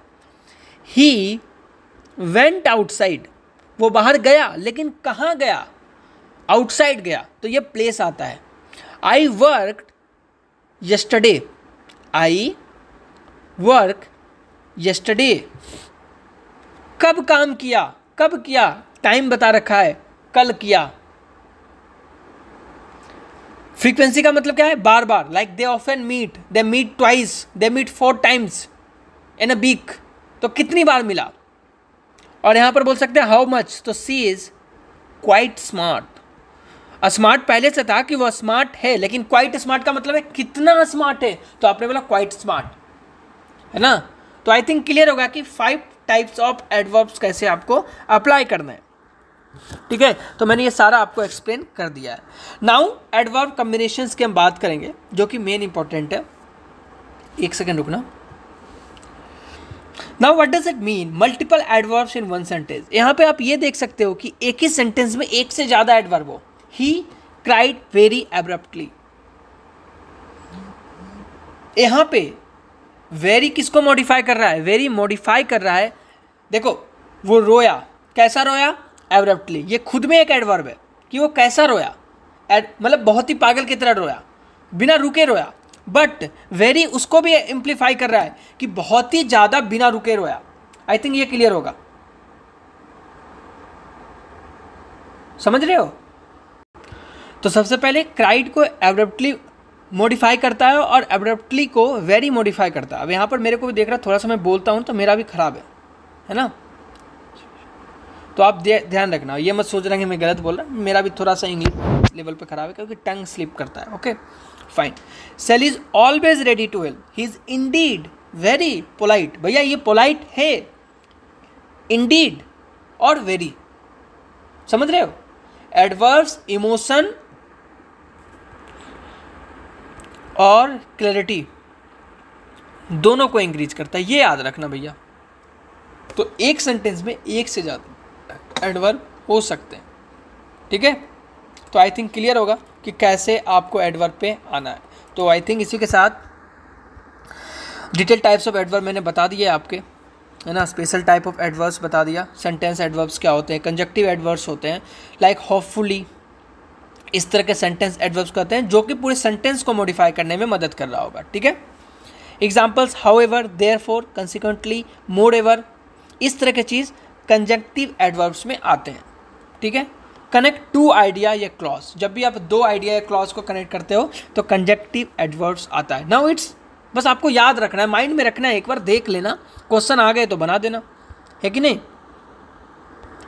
सो adverb clause has subject plus verb. अब now this are the basics thing, I think आप एक बार नोट्स को गो थ्रू कर सकते हो, बट लेट्स से मैं आपको अगर आया हूँ तो थोड़ा सा इसको भी एक्सप्लेन कर ही देता हूँ, ठीक है।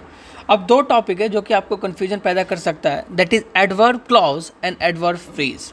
अब ये दोनों, अरे देखो पहले ये जानते हैं फ्रेज और क्लॉज में फ़र्क क्या होता है, ठीक है, क्योंकि यहाँ पे दिक्कत है ना आपको कि आपको ये नहीं पता है कि क्लॉज क्या होगा, फ्रेज क्या होगा।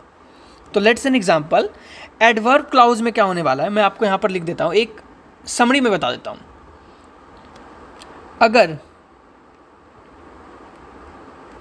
सब्जेक्ट और वर्ब दोनों आपको मिल रहे हैं सेंटेंस में तो वो क्लॉज होता है, और अगर सिर्फ वर्ड ग्रुप है तो वो फ्रेज होता है। यहाँ पे किसी भी तरह का सब्जेक्ट वर्ब पेयर आपको नहीं मिलेगा, और एडवर्ब क्लॉज में आपको सब्जेक्ट प्लस वर्ब मिलेगा। Like he carried the load until he was tired, तो आपको सब्जेक्ट भी मिलेगा, आपको वर्ब भी मिलेगा। Until he was tired, has subject he भी है और वर्ब भी है हमारे पास, was. No subject verb pair आपको कहाँ मिलता है, एडवर्ब फ्रेज में, एडवर्ब फ्रेज में। तो you are irritated without any reason, without any reason को अगर आप देखो, यू आर इरिटेटेड क्या था, यू आर इरिटेटेड कम सेंटेंस था। अब बोलोगे ये क्या होने वाला है, now this is phrase, this is not a clause. क्यों, क्योंकि यहाँ पर आप एक भी सब्जेक्ट और वर्ब आप यहाँ पर नहीं बता सकते हो, आइडेंटिफाई नहीं कर सकते हो। तो आई थिंक ये आपको क्लियर रहना चाहिए, ठीक है। नाउ सम बेसिक्स हम बात करने वाले हैं इफेक्टिव कम्युनिकेशन स्किल्स को लेकर। देखो ग्रामर सीखना इंपॉर्टेंट है, बट कम्युनिकेशन के बिना लैंग्वेज इनकम्प्लीट है। So communication is the best thing that is gifted to us. और आज हम यही सीखने वाले हैं अभी थोड़ा सा देर कि कैसे पोलाइटली और स्मार्टली कम्युनिकेट करते हैं। बिकॉज आपने देखा होगा शार्क टैंक पे जो कम्युनिकेट बहुत ही अच्छा से कर पाते हैं ना, इजीली इन्वेस्टमेंट ले पाते हैं। If you are a good communicator you can crack the interview, you can impress the orator, you can impress your team leader. So politely और स्मार्टली कम्युनिकेट करना इज़ वेरी एसेंशियल अगर आप चाहते हो कि आप अपने कॉर्पोरेट लाइफ, आप अपने बिजनेस लाइफ, आप अपने पर्सनल लाइफ, रिलेशनशिप भी अच्छे हो जाते हैं। What we already know, simple sentence जानते हैं, कम्प्लेक्स सेंटेंस जानते हैं, एग्रीमेंट जानते हैं, टेंस जानते हैं, एस्पेक्ट्स जानते हैं, ठीक है। The way we use sentence makes all the difference, है कि नहीं। किसी को बुलाना हो, अगर मैं बोलूँ ए तुम इधर आओ, और वहीं पे मैं बोलूँ क्या आप इधर आ सकते हो, तो दैट्स मेक्स अ सेंस। मैं काम वही कर रहा हूँ, बट अल्टीमेटली क्या डिफरेंस करता है, डिफरेंस करता है सेंटेंस हम कौन सा यूज कर रहे हैं किसी भी चीज़ को करने के लिए। समझ रहे हो? We need to know how to say what we want to say. आपको ये पता होना चाहिए कि आपको जो बोलना है वो कैसे बोलना है। How to say what we want to से, जो आप बोलना चाहते हो वो कैसा बोलोगे, ठीक है। तो पोलाइट कम्युनिकेशन एग्जाम्पल्स, नॉर्मल की बात करूँगा, ज़्यादा आपको मैं है ना इसमें डिटेल में लेके नहीं जाऊँ, क्योंकि अल्टीमेटली यार ये बाई बर्थ, या बोल सकते हो कि बाई ये सब संस्कार के साथ जो आप यहाँ पे कॉलेज में हो, जहाँ पे आप स्कूल्स पढ़े हो, वहाँ से ये डेवलप हो जाती है। बहुत कम चांस है कि आप अब इस लेवल पे चेंज कर पाओ अपने आप को, बट यू कैन, अगर आप ठान लो तो, ठीक है। Give me a glass of water, बहुत ही ज़्यादा डायरेक्ट था। Please give me a glass of water, could you please give me a glass of water, है कि नहीं। तो फॉर्मल वर्सेस इनफॉर्मल रिक्वेस्ट आप समझ सकते हो यार। Suggestion, shall I invest in mutual funds, no you should not. If, ये क्या हो गया, डायरेक्ट आपने मना कर दिया। मैं, और क्या हो सकता है दूसरा चीज, if I were you I would think twice about it because it's risk, you can lose the investment. अगर आप ऐसे करके बोलते हो तो आप डायरेक्टली हार्श नहीं हो रहे हो, यहाँ पर आप टू हार्श हो रहे हो डायरेक्टली, है ना, बट यहाँ पर सॉफ्टवेयर एडवाइस आप दे रहे हो। You made a mistake in the calculation, आप एक्यूज कर रहे हो। एक्यूज आपको कभी भी नहीं करना है कि आपने ये गलती किया है, ये भी सही। You seem to have a made mistake, ये सॉफ्टवेयर है। मोस्ट पोलाइट क्या है कि क्या आप एक बार दोबारा देख सकते हो क्या, I thought that there some might be there is some mistake. देख, मैं खुद भी गलत बोलता हूँ, लेकिन आई ट्राइड, कि क्या आप देख सकते हो कि थोड़ा, क्या आप दोबारा से इस क्वेश्चन को रिव्यू कर सकते हो क्या। Now this is the way that you should ask, you should not accuse कि this is wrong. Polite refusal, can we go for a team, no I can't. नहीं यार, क्यों बोलना कि नो आई कांट, सिंपल बोलो, I have a class, I have an exam, I have a lot of work pending, I have a meeting, so I don't think that I will make this time, but please remind me next time, I will please, like मैं अगले बार जरूर जाऊँगा। उनको एक दिलासा दिलाओ कि ये मत बोलो मे बी नेक्स्ट टाइम, है ना। I have a lot of work pending, यहाँ पर लिख सकते हो मे बी नेक्स्ट टाइम, समझ रहे हो। तो आई थिंक इट्स क्लियर कि कैसे आपको काम करना है। और इंडियन में तो आपको पता है कि हम लोग क्या क्या यूज़ करते हैं, जी यूज़ करते हैं, आप यूज़ करते हैं, काइंडली यूज करते हैं। So this are the things that you need to necessary go through it, fine. Now tense is the heart of sentence. Every sentence needs a verb, 3 dimension, tense, aspect and mood. Tense क्या होता है, when action occurred, तो past, present and future. Like I studied English yesterday, I am studying English now, I am recording this lecture now, I will record the PYQs tomorrow. So this is how, ये क्या बताता है, कब। Tense क्या बताता है कि कोई सेंटेंस कब हुआ, कोई चीज़ कब हुआ, तो उसको टेंस बताता है। एस्पेक्ट कैसे, टाइम ड्यूरेशन, है ना। एस्पेक्ट बताता है, एस्पेक्ट क्या बताता है कि कैसे एक्शन हुआ, क्या वो कंप्लीट हुआ, क्या वो नहीं हुआ, या चल रहा है। लाइक अगर मैं बोलूँ तो आई एम स्टडिंग नाउ, मतलब क्या है, मैं भी पढ़ रहा हूँ, ये चल रहा है। I have been studying for 2 hours, I am recording this lecture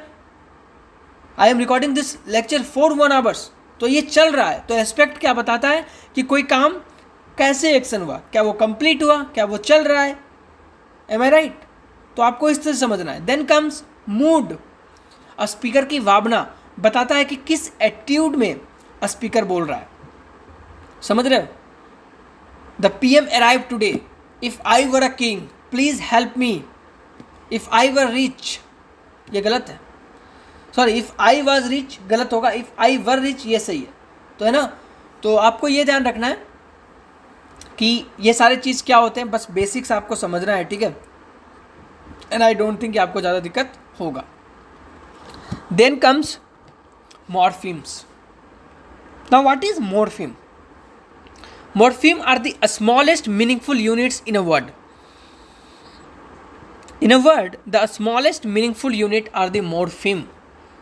2 तरह के होते हैं, एक फ्री मॉर्फीम होता है और एक बाउंड मॉर्फीम होता है। लाइक हैप्पी, स्ट्रांग, बुक, जो कि खुद से स्टैंड करते हैं और खुद में उनका मीनिंग होता है, ठीक है। जैसे अगर मैं बोलता हूँ kind, so it's a free morpheme, but यहीं पे अगर मैं लिख देता हूँ प्लस नेस, तो ये बाउंड है कि जब ये काइंड के साथ आएगा तभी ये काइंडनेस बन पाएगा।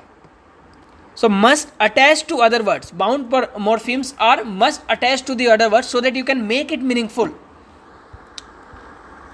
एफिक्सेस आर द वर्ड बिल्डर। वो छोटी सी एडिशन जो वर्ड का मतलब बदल देती है। आप हैप्पी लिख रहे हो, मैंने इसके आगे अन लगा दिया, ये अनहैप्पी हो गया, पूरा उल्टा ही हो गया। आप राइट लिख रहे हो, मैंने इसके आगे री लगा दिया। आपने डू लिखा, मैंने रीडू लिख दिया। दोबारा से काम करो। सफिक्स, अब एफिक्स के अंदर 3 चीज़ें आती है, प्रीफिक्स जो कि स्टार्ट में आती है, सफिक्स जो कि एंड में आती है, ठीक है। And there are functions. Derivational क्या होता है, जो कि न्यू वर्ड बना दे, लाइक हैप्पी से हैप्पीनेस। इन्फ्लेक्शनल क्या होता है, जो कि ग्रामर बताता है, लाइक वाल को वाक कर दिया, टॉल को टॉलर कर दिया, ठीक है। So these are the basic thing that you need to know. Now comes word formation process. यार देखो, इंग्लिश एक लिविंग लैंग्वेज है, हर साल नए वर्ड्स बनते जाते हैं, जैसे कि न्यू बेबीज। तो यू शुड नो कि कैसे फॉर्मेशन होती है। तो हम क्या करते हैं, क्लिपिंग का मतलब क्या है, क्लिपिंग का मतलब है एक बड़े वर्ड को शॉर्ट कर देना। जैसे हम एडवर्टाइजमेंट को ऐड बोलते हैं, एड्स। हम ये नहीं बोलते कि आपको एडवर्टाइजमेंट रन करना, नहीं। आप एजेंसी में क्या बोलते हैं, do you want to run ads for your brand. Telephone को फोन बना दिया, इन्फ्लुएंजा को फ्लू बना दिया, समझ रहे हो। So this type initials, mixing and reverse are there, you can go through the notes. ये सब बेसिक्स थिंग्स है जो कि एक तरफ से अगर आप जानते हो तो आपके हो सकता है कि अगर 1-2 क्वेश्चन आ जाए तो आपका काम हो जाए, ठीक है। एंड ये सारे चीज़ें, ये सारे तरीके हैं कैसे कैसे वर्ड्स बनते हैं। लाइक कुछ वर्ड्स कहीं और से लिए जाते हैं, अदर लैंग्वेज से हम लोग बोरो करते हैं, कुछ इन्वेंट किए जाते हैं। कॉइनेज क्या होते हैं, जो कि ब्रांड इन्वेंट करते हैं, like Xerox, Google. Brand name ही एक वर्ड बन चुका है कि हम ये नहीं बोलते हैं कि यार तुम सर्च इंजन पे जाकर सर्च करो, नहीं, हम बोलते हैं गूगल पे सर्च करो। So these are the words that have been developed by the company, समझ रहे हो। कोडेक, कोडेक क्या होता है, कोडेक भी एक कंपनी है, मैं इसके बारे में ज़्यादा नहीं जानता। हाँ, पर जेरोक्स तो आप जानते हो, फोटोशॉप आप जानते हो। फोटोशॉप असल में नहीं होता है यार, फोटोशॉप एक समझ लो मशीन है। तो एक ब्रांड था, गूगल एक ब्रांड था, बट अब एक क्रिया बन गया है, आई गूगल्ड इट। आप क्या लिखोगे, आई सर्च इट नहीं लिखते, आप क्या लिखते हो, आई गूगल्ड इट, है ना। और यहाँ पे समझ गया, इंग्लिश हर लेक्चर अलग अलग कल्चर से हम भी वर्ड लेते हैं। देन कंपाउंडिंग करके हम वर्ड बनाते हैं। यार हमारे पास लिप था, हमारे पास स्टिक था, हमने दोनों को बनाकर लिपस्टिक बना दिया। हमारे पास स्वीट था, हमारे पास हर्ट था, हमने दोनों को लेकर बना दिया। हमारे पास ब्रेक था, हमारे पास फास्ट था। Verb plus noun, adjective plus noun, noun plus noun. सो कंपाउंड करके भी हम इंग्लिश के वर्ड को फॉर्म करते हैं, ठीक है। So this are the thing that you need to know. चलो fine, now we will move on week 3 practice exercise. थोड़ा सा टाइम लगेगा क्योंकि वीक 4 पे हम जाने वाले हैं बेसिक। चलो, adverb identification, identify the adverbs and their types. She danced beautifully, साफ पता चल रहा है ना। सी डांस, उसने नृत्य किया, उसने नाचा, बट ब्यूटीफुली ये क्या है, एडवर्ब है। अब बताओ कैसे। उसने नाचा, लेकिन कैसे नाचा, वो बहुत ही सुंदर से, मतलब बहुत ही प्यार से नाची, तो कैसे नाचा, तो ये मैनर ऑफ एडवर्ब आता है, एडवर्ब ऑफ मैनर आता है कि कैसे। At the concert yesterday, yesterday क्या बता रहा है, कब किया, कब क्या आता है, कब आता है, manner of, sorry, adverb of time. He almost finish the entire project. He almost, almost क्या बता रहा है, कितना। ऑलमोस्ट क्या बता रहा है कि प्रोजेक्ट तो कंप्लीट हो गया, लेकिन कितना हुआ, ऑलमोस्ट बता रहा है। तो ऑलमोस्ट यहाँ पर मेरे पास क्या आ जाएगा, एडवर्ब ऑफ डिग्री, कि कितना कंप्लीट हो गया। फॉर्चुनेटली दे अराइव्ड सेफली, तो फॉर्चुनेटली हम जान चुके हैं कि फॉर्चुनेटली क्या होता है, फॉर्चुनेटली होता है sentence adverb. Sentence adverb and conjunctive adverb हमने देखा था बाद में, वहीं से है। आई ऑफन विजिट, ऑफन क्या है, कितनी बार मैं जाता हूँ ग्रैंड पेरेंट्स के बाद, लेकिन कितनी बार, तो ये क्या हो जाएगा, एडवर्ब ऑफ फ्रीक्वेंसी, कि कितनी बार जा रहे हो। तो आई थिंक क्लियर है कि कैसे आपको सोचना है। So these are the exercises for you, आपको करना है, आपको बढ़ना है, ठीक है। मैं कुछ देख लेता हूँ एक बार। Rewrite this sentences more politely, एक बार दिखा देता हूँ। गिव मी दैट बुक, आप इसको क्या बोल सकते हो, could you please, can you please, could you please give me that book, है कि नहीं। यहां पर रिस्पेक्ट दे रहे हो through could and please. You are wrong, मैं क्या लिख सकता हूं, मैं लिख सकता हूं I think there might be a small mistake, there might be a small mistake, या can you please again check the question, do this work now, मैं ये बोलूँगा could you please finish the task quickly, है ना, मतलब कि जब भी आपको टाइम मिले, इस तरह से आपको समझना है अल्टीमेटली। वर्ड फॉर्मेशन, तो आपको बताना कि कौन सा वर्ड मतलब कौन सा प्रोसेस से वर्ड बनाए। तो ये क्या था यार, सॉर्टिंग वाला चीज़ थी, तो ये क्लिपिंग हो जाएगा, ठीक है। और ये था ब्लेंडिंग, कि दो शब्द को मिलाकर हम एक शब्द को बना रहे हैं। और ये था मेरे पास एक्रोनॉम बोलेंगे, क्योंकि इसका मतलब ये होता है ना। तो एक फुल फॉर्म को हम कर रहे हैं, तो ये हो जाएगा एडिट फ्रॉम एडिटर, तो ये तो देखना पड़ेगा ये मेरे को क्या है। पिज़्ज़ा फ्रॉम इटालियन, तो ये मेरा वो हो जाएगा बोरिंग, हम एक कल्चर से वर्ड को ले रहे हैं, ठीक है। And then you can also come with mood identification, it's important यार। क्लोज द डोर, तो क्लोज द डोर का मतलब क्या है ये बताओ। यहाँ पे मैंने बताया था क्लोज द डोर का मतलब है दरवाजा बंद करो। यहाँ पर हम ये नहीं बोल रहे हैं यू क्लोज द डोर, लेकिन this is a imperative mode, क्योंकि ये इंपेरेटिव सेंटेंस है ना। तो थोड़ा मूड के बारे में अगर मैंने नहीं बताया तो मैं बता देता हूँ। सबजंक्टिव मूड होता है हमारे पास, जो कि क्या होता है, इमेजिनरी या wishful situation.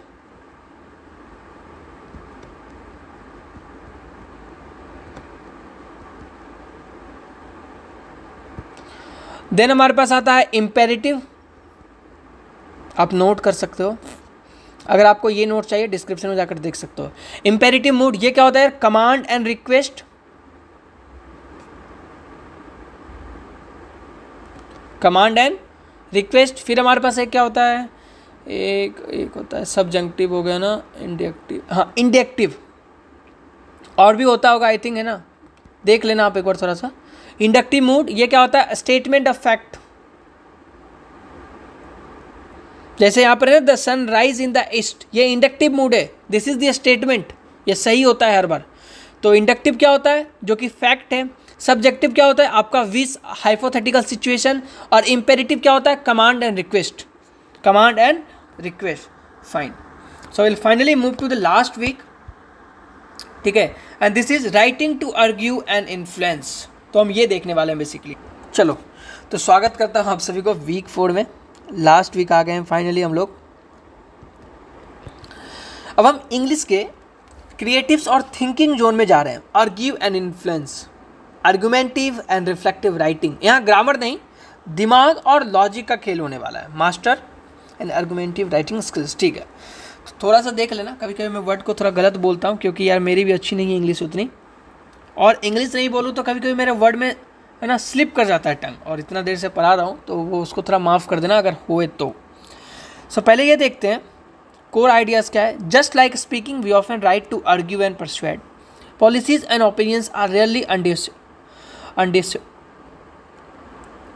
undisputed, always at least two sides to any argument.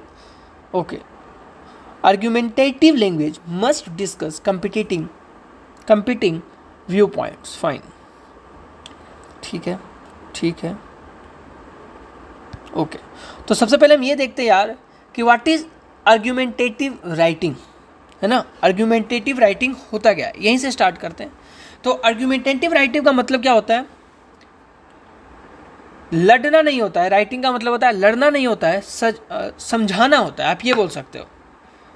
It means presenting both sides of an issue logically and clearly. That is what is meant by argumentative writing. ठीक है, कि यहाँ पर हम किसी के लिए लड़ते नहीं है कि ये सही है गलत नहीं, हम प्रेजेंट करते हैं दोनों साइड को लॉजिकली एंड क्लियरली, ठीक है। तो हर आपको ही पता है हर लड़ाई के, हर आर्गुमेंट के दो साइड होंगे, फॉर एंड अगेंस्ट, पक्ष और विपक्ष। तो मेरा काम क्या है, अगर मैं आर्गुमेंटेटिव राइटिंग लिख रहा हूँ तो दोनों साइड को एक्सप्लेन करके अपने पॉइंट्स को लॉजिकली प्रूफ करने वाले, हम अपने ओपिनियन नहीं देने वाले। हम क्या नहीं करने वाले, हम अपने ओपिनियन नहीं देने वाले हैं। Now how you right argumentative ऐसे, वेट स्ट्रक्चर में आपको बता देता हूँ। सबसे पहले आप इंट्रोडक्शन देते हो यार, इसमें आप टॉपिक लिखोगे प्लस थीसिस बताओगे, है ना। फिर आप क्या करोगे, बॉडी 1 लिखोगे। लेट्स से कोई 2 पार्ट है ए एंड, है ना, बी, तो हम क्या करेंगे, ए के सपोर्ट पार्ट यहाँ लिखेंगे। फिर बॉडी 2 में क्या लिखने वाले हैं, इसके अपोजिंग पार्ट लिखने वाले हैं, अपोजिंग व्यू। बॉडी 3 में हम क्या लिखने वाले हैं कि मेरा एनालिसिस क्या है यार, है ना, लॉजिकली। एंड कंक्लूजन में हम अपने ओपिनियन को दे सकते हैं, समरी को दे सकते हैं। तो this is how you right argumentative writing, ठीक है। तो और अगर लैंग्वेज की बात करूं तो ये फॉर्मल एंड बैलेंस्ड होगा, फॉर्मल एंड बैलेंस्ड होगा। तो आई थिंक इट्स क्लियर, ठीक है। तो हम थोड़ा आगे बढ़ते हैं, देखते हैं क्या है। Essential phrase on one hand and on another. अब ये सारी चीज़ें जो कि आपको यूज करना चाहिए, क्योंकि आपको फॉर्मल एंड बैलेंस रखना है as far as is concern from the point of view, in view of this facts, है ना। आप ऐसे बताओगे, आप ऐसे नहीं बताओगे ये मेरी है, नहीं, in view of this facts I thought that might be a is very right, और उसके लॉजिकली बता रहे हो on consulting all aspects. So these are the methods which is more effective than others, समझ रहे हो। So this is the way कैसे आप अपने राइटिंग को एक आर्गुमेंटेटिव लिखना है, तो कैसे आप फॉर्मल एंड बैलेंस लिखोगे, ठीक है। तो आई थिंक इट्स क्लियर है। तो राइटिंग एग्जांपल्स है, तो स्ट्रक्चर ऑफ आर्गुमेंटेटिव ऐसे, तो यार ये देखो अल्टीमेटली ये प्रैक्टिस का चीज़ है। तो मैं तो यही बोलूँगा कि गो फॉर अ प्रैक्टिस। अगर आपको वीक 4 नहीं समझ में आ रहा है, ठीक है, तो ये तो मैंने बता दिया कि इंट्रोडक्शन लिखना होता है, फिर बॉडी पैराग्राफ 1 लिखोगे, फिर बॉडी पैराग्राफ 2 लिखोगे, उसका पहले 4 लिखना है, फिर उसके अपोज में लिखना है, फिर आप एनालिसिस दोगे, फिर आप 5वां में कंक्लूजन दोगे, ठीक है, ठीक है। Sentence variety in arguments, complex sentence use कर सकते हो, सिंपल सेंटेंस यूज़ कर सकते हो कॉन्ट्रास्ट के लिए, एविडेंस यूज कर सकते हो according to recent study 75% of students. Anecdotal कर सकते हो, for example my cousin experience, expert like as doctor Sharma explains in a research. कोई अगर आपको एक्सपर्ट की फैक्ट पता है, so this are the things that you can use. आप कनेक्टर्स यूज कर सकते हो, है कि नहीं, if then, moreover, furthermore, however, whereas, there, as, so, जैसे वैसा, हाउएवर, देयरफॉर, मोरओवर। तो असल में यहाँ पर ऐसे लिखना है, ठीक है। तो अब ऐसे आपको लिखना है यार, लिखो यहाँ पर बैठ के, ये लिखो स्टेप्स वगैरह देखो, making a tea, manual examples, how to make a perfect Indian tea, ठीक है, ठीक है।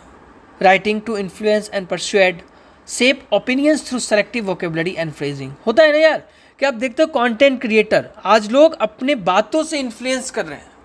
आज लोग एक पार्टी को, है ना, बोलते हैं कि you are left, you are right wing, you are left wing, you are liberal, you are secular. कैसे? असल में ये सारे बातों का ही तो है। मैंने आपके बातों को ऑब्जर्व किया, और जब मैंने ये देखा कि आप ये सारी बात कर रहे हैं, तो मैंने बोला यू आर सेकुलर। जब मैंने देखा कि आप नेशनलिस्ट की बात कर रहे हैं, तो मैंने बोला यू आर राइट विंग। तो दिस इज़ हाउ आप किसी भी ओपिनियन को शेप करते हो, किसी को इन्फ्लुएंस करते हो, है ना। जैसे बीजेपी का अपना सपोर्टर जो कि बीजेपी को ही सही बताएगा, कांग्रेस का अपना सपोर्टर जो कि कांग्रेस को ही सही बताएगा, ध्रुव राठी का जो अपना सपोर्टर है वो ध्रुव राठी को ही सही बताएगा, क्योंकि उसने इन्फ्लुएंस कर रखा है। अब ये सारे लोग देखते नहीं है कि क्या गलत है क्या सही है, एक बार रिसर्च कर ले। नो, तो this are the influence and persuade through the communication, through the words. वो अपने सेंटेंस से आपको क्या कर रहा है, कंट्रोल कर रहा है। I think that makes sense, ठीक है। So this are the rules. मैं बोलूँगा यार वीक 4 में ना क्या करो, वीक 4 के लिए मैं सीधा बोलता हूँ कि हम लोग ज़्यादा टाइम इस पर नहीं वेस्ट करने वाले हैं। बेसिकली हम देखने वाले PYQs, और PYQs के थ्रू हम ये पढ़ने वाले हैं, ठीक है। या क्वेश्चन देख लेते हैं, ठीक है। तो क्वेश्चन देखकर समझते हैं कि क्या है। चलो ठीक है, तो यही वीक 4 के क्वेश्चन से देख लेते हैं। Argument structure, create a synopsis for online classes were offline classes, which is better. ठीक है, तो हमें देखना है कि कौन सा बेटर है, ठीक है। Online classes versus offline classes, which is better. List arguments for both sides, create thesis statement, plan evidence for each point. तो मैं कैसे लिखूँगा यार, अगर मैं बताऊँ तो, है ना, कि आइडेंटिफाई अगर मेरे को करना है तो फाइनली मैं क्या करूँगा, इस तरह से मैं बोल सकता हूँ कि मैं सबसे पहले 4 में लिख दूँगा। 4 में क्या लिख दूँगा कि यार ऑनलाइन एजुकेशन में टाइम बचता है ना, ऑनलाइन एजुकेशन में क्या बचता है, टाइम बचता है, और अफोर्डेबल भी रहता है यार। फिजिक्स वाला को देख लो कितने अफोर्डेबल्स लेक्चर्स लेकर आ रहे हैं, 5,000 में आपको पूरे के पूरे साल के तीनों सब्जेक्ट पढ़ाते हैं, और वो पॉसिबल नहीं है ना, अफोर्डेबल है, फ्लेक्सिबल लर्निंग होती है। ये लिख सकते हैं कि मेरा जब मन तब मैं पढ़ूँ। हाउएवर यहाँ पे ये बोल सकते हो, यहाँ पे अपोजिंग व्यू कैसे लिखोगे, अपोजिंग व्यू आप इस तरह से लिख सकते हो, वर्ड इस्तेमाल करना देखना कैसे लिखते हैं। हाउएवर इट लैक्स, है ना, the social interaction, the discipline. और फिर आप बैलेंस लिख सकते हो, क्या कि बैलेंस में आप क्या लिख सकते हो, 2 तरह से आप लिख सकते हो। बैलेंस्ड व्यू क्या हो सकता है, therefore mix of online and offline class will be the great for a student, है ना, आइडियल। मैं ये नहीं बोलूँगा ऑनलाइन सही है ऑफलाइन सही है, मैं बोलूँगा दोनों का अगर मिक्सचर हो जाए दैट्स गुड। ठीक है, तो आप समझ गए कि कैसे आपको काम करना है, how to make a Maggi noodles वगैरह पे। ठीक है, सो इसी के साथ फाइनली हमारा आई थिंक कंप्लीट हो चुका है इंग्लिश 2। आई नो कि मैंने वीक 4 में थोड़ा सा कम पढ़ा है, बट अल्टीमेटली ये इसे वगैरह है। ठीक है, तो अल्टीमेटली अब अगर मैं बोलूँ कि आप क्या मिस कर रहे होंगे, so now you are missing PYQs। अगर आप PYQs सॉल्व करते हो, ठीक है, I think that's more than enough, concept हो चुके हैं। इसके बाद बेसिकली आपको सिर्फ PYQs करने हैं। मतलब मेरा था मन कि मैं PYQs कराऊँ, बट आई थिंक कि मेरे पास अभी 2-3 देखता हूँ, if possible I will create a PYQs video for you. So thank you so much. आशा करूँगा ये वीडियो आपको पसंद आए, अगर ऐसा है तो हमारे चैनल को सब्सक्राइब जरूर कीजिएगा, क्योंकि ये आपके लिए फ्री, लेकिन हमें बहुत मोटिवेशन मिलता है। रिगार्डिंग नोट्स आप डिस्क्रिप्शन में जा सकते हो, डिस्क्रिप्शन से एक्सेस कर सकते हो नोट्स को। ठीक है, थैंक यू सो मच। आशा करूँगा ये वीडियो आपके टर्म 2 के एग्ज़ाम के लिए, क्विज़ के लिए बहुत ही हेल्पफुल रहे।